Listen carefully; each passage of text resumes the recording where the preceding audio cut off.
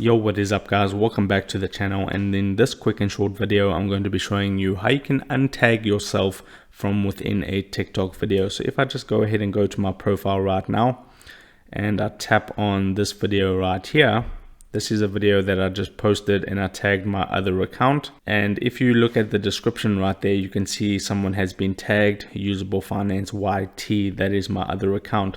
So if you are that other account and you want to untag yourself, what you need to do is to log into that account. So I'll log into my other account, just enter in my password real quick. Okay, so now what you need to do is you need to go to your inbox. So tap on inbox, and then you want to go to activities. You can see there Digital Unravel tagged you in a video. Okay, so tap on the notification, and there you can see this little one with the user next to it. That's the tag symbol. So I'm going to tap on that little one icon.